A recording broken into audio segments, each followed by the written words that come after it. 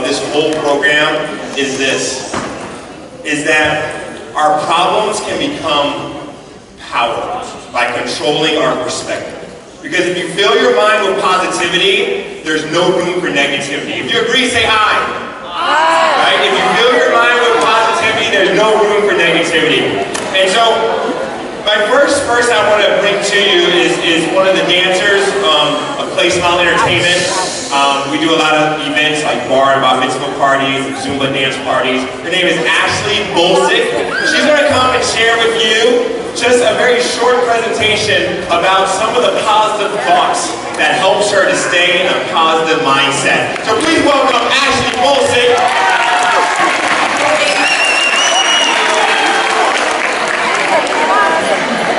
So as Lynn said, my name's Ashlea. I am about to be a junior at the University of Maryland. So kind of happy to see a bunch of University of Maryland attire out there.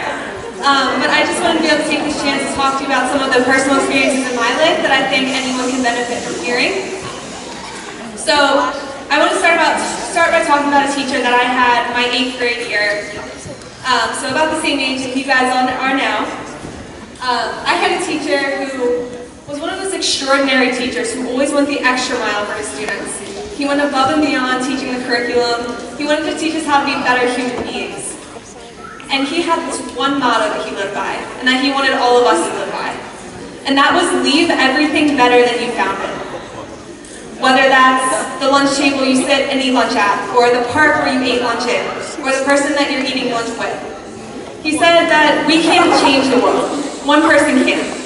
But by living by this motto, we can do something to make it a little bit more of a better place. I want to talk to you guys about one specific memory that I have that this quote drastically affected. So 1 year later, so 1 year into your guys' future, when I was a freshman in high school, there was a kid in one of my classes named John. He was shy, he kept to himself, and a lot of kids made fun of him. That's like the thing to you. He was picked on a lot. So I know what that's like. When I was your age, I was the target of the bullying. Always.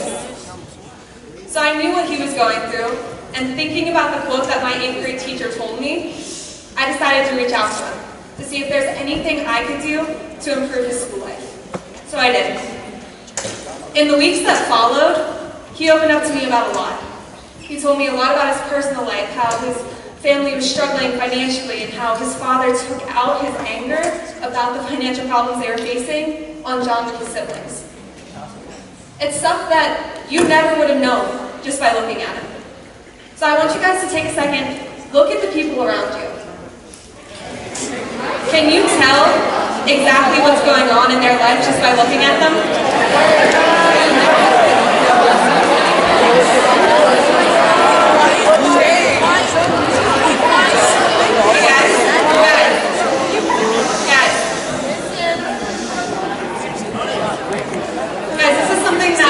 This changed my life completely, and I don't want any of you guys to have to go through something like this. Okay? So you can't tell what's going on in someone else's life just by looking at them. We know that. A couple weeks after he started opening up to me, he sent me a message on Facebook. I know. I'm old. I get it. But I'll never forget this conversation. He told me he was done. Hey, listen up! He told me he didn't want to keep living anymore. He told me he was giving up. He wanted to end everything. But he didn't. Because I had listened to this quote, because I had reached out to him, he was able to come to me. He talked to me.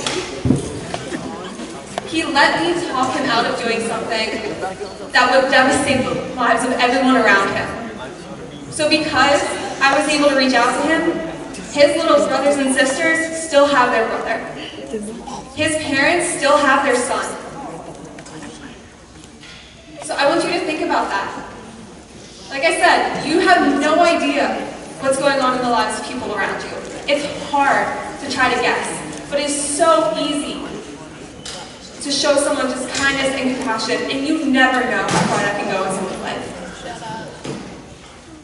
Growing up, as Lynn said, I'm a dancer. I always have been. I started when I was 3, going on 17 years now. So naturally, I learned a ton of lessons from being a dancer. One of them was leave it all on the floor.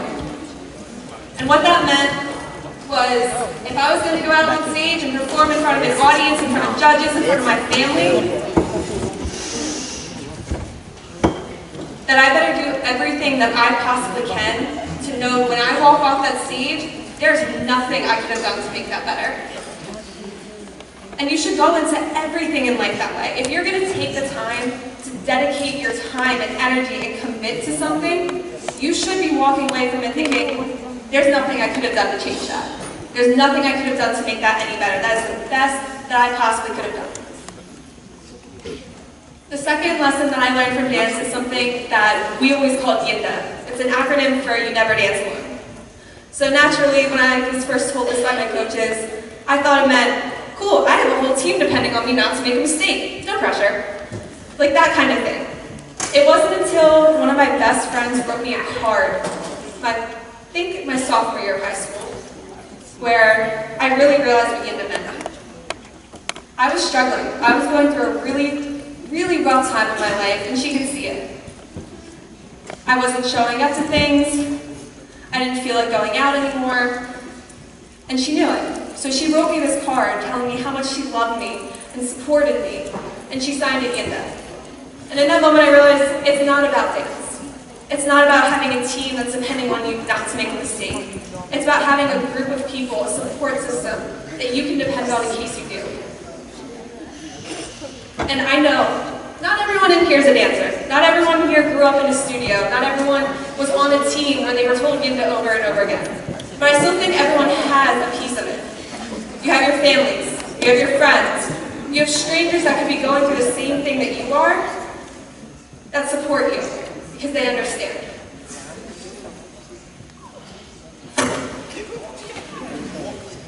So, when I was going through a lot of these things, I didn't always realize the people that I had there. I didn't always realize that my family would support me through everything. I didn't realize that my friends cared about me enough to never let me fall on my face. I thought I was alone in all my things. And a lot of you may feel that way, no matter what it is. Whether it's a project, whether it's something going on in your personal life. You may feel alone, but I want you to do something.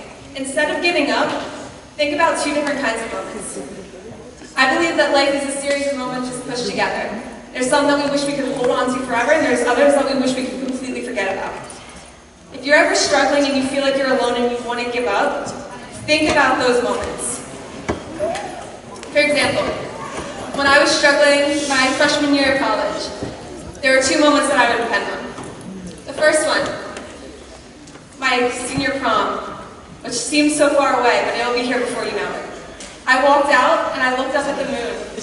And in that moment I realized how far I had come, everything that I had survived, everything that I had lived through to be there. And how proud I could be of myself for being able to stand in that moment. The second moment, so I said, I go to the University of Maryland. I'm on the University of Maryland dance team. And when the University of Maryland basketball season ends, so does the dance team season. And at the end of the last game, all of my girls on my team were hugging each other and crying and holding on to both each other in that moment.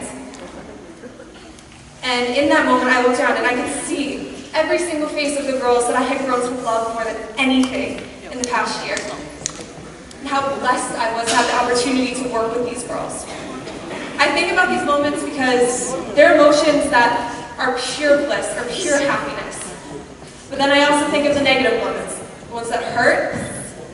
I think about the moment that I realized that the grandmother that I had been resenting and ignoring for so many months because I was angry over something stupid had passed on. And I was never going to be able to look her in the eye again and tell her that I loved her and that I didn't need it. I think about both of these moments. I think about the good ones to show me what is waiting on the other side when you get through something like that, when you get through something hard or challenging. And I think about the bad moments to remember, I've been here before. I've made it through this and I can do it again. Now, clearly, I've made a lot of mistakes in my life. We all do. It's natural. But I think as a society, we have a problem of striving for perfection and becoming disappointed in ourselves when we don't get there. Perfection is unattainable. There's never going to be a point in your life when you know there's all there is to know. There's never going to be a point when you are beyond capable of making mistakes. So stop trying to fight it. Make mistakes and learn from them. Go through experiences, the ones that you've already gone through, the ones that you're about to go through, and see what you can learn from them. Because in the end, the mistakes that we make are nowhere near as significant as what we learn from them. Thank you.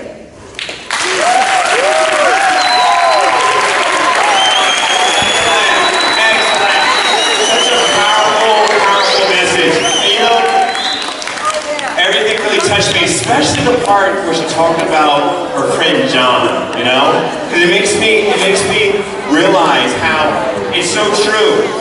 You never know what a person is going through in their life, and you never know how your actions can impact somebody else, you know?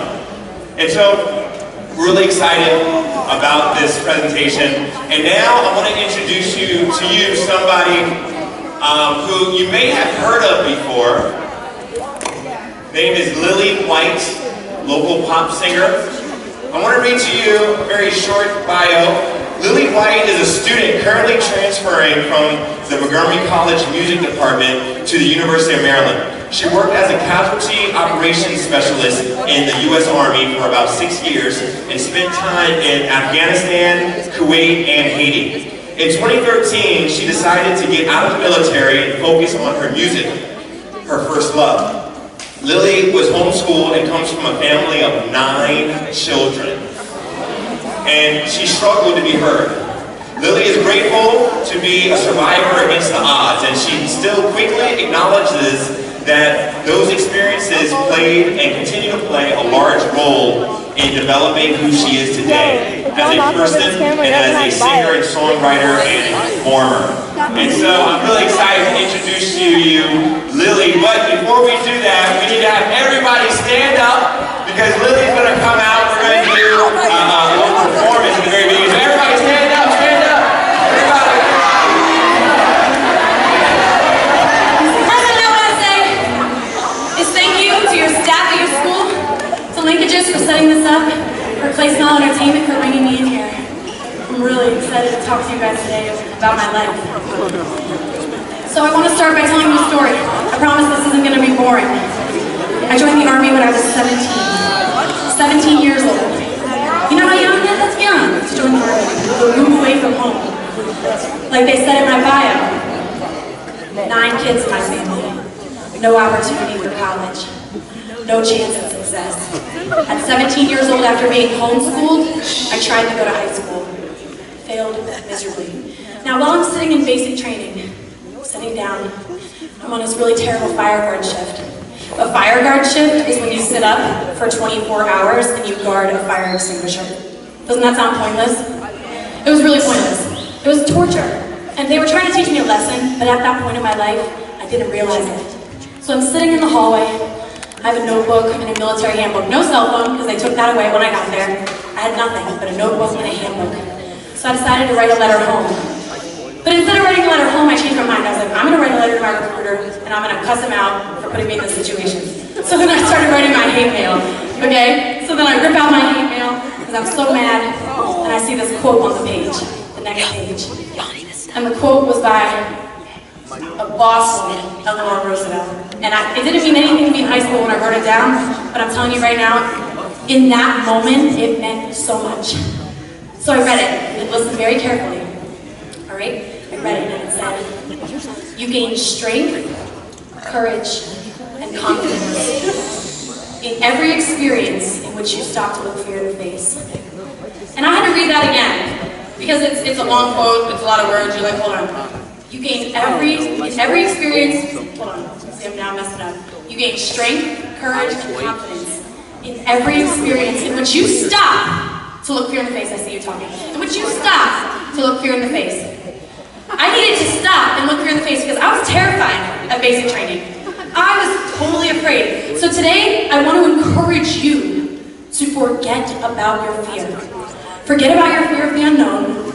Forget about worrying about college or finances. because there's stress at home. Forget about your fear. You're going to be taken care of. You're going to be all right? Forget fear about what people think. I want you guys to just feel like you are empowered because you have the strength that you need to get back.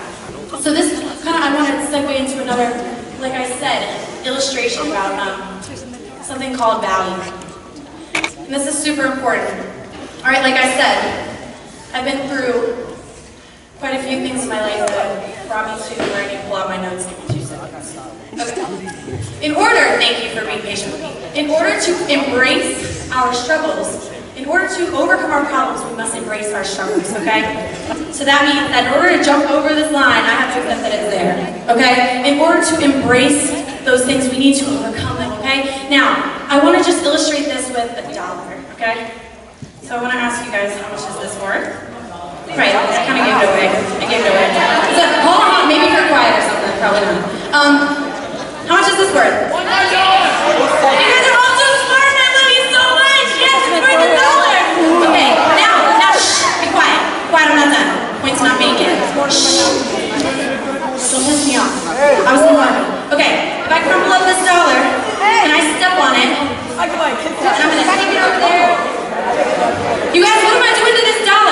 I'm abusing this $1. I'm throwing dirt on its name. I am stepping, I'm stopping, I'm crumbling, I'm damaging this $1. I can talk louder than you.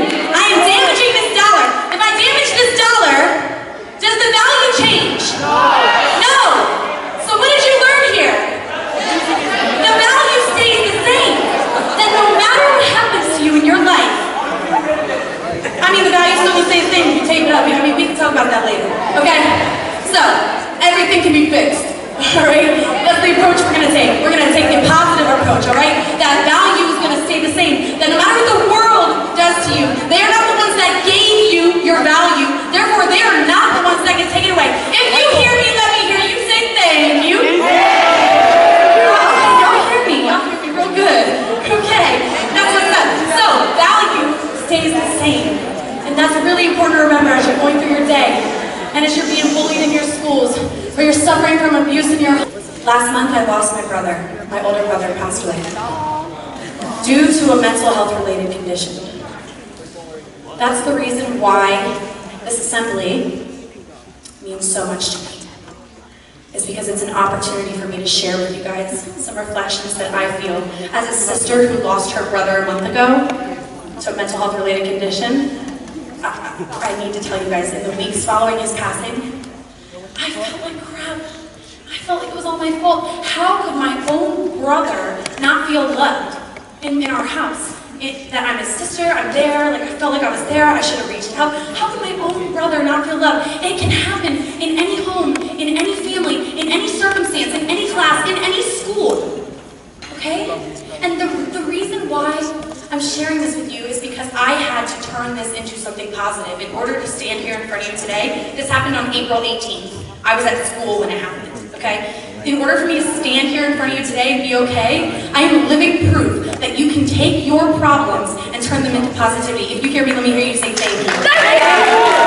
Okay, my issues. I am not my issues. Stay with me. I am not my issues. You guys are not your issues. We all have issues. Yes, okay, one more time. I am not my issues. Now, quiet down. I want you to tap the person to your right, and I want you to not sexually tap them. Tap them and just say, you got issues. Now tap the person to your left and say, I got them too. All right, now be quiet. I'll wait. Don't worry, I'll wait. I guess you don't want me to sing no more. I guess you don't want me to sing no more. Okay. All right. So, now that you're all nice and quiet, we can talk a little bit about the next song. The next song you all probably know, so I would like to encourage you to sing it with me because it's a lot of fun. It's my version, so I put some Drake in it because I love Drake.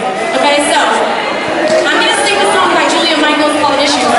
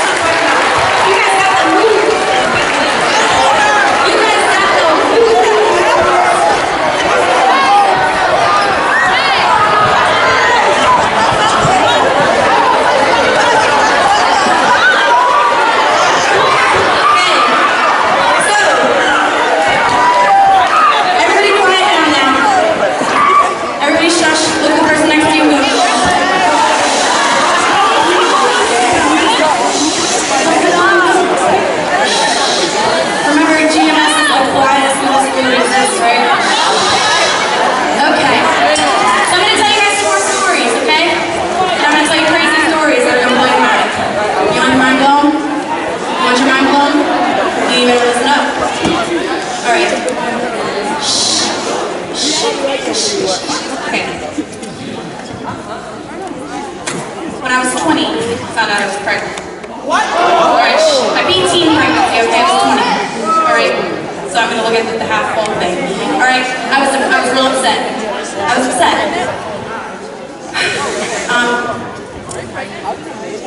I made the choice to keep the baby, and I went to the doctor to get an ultrasound.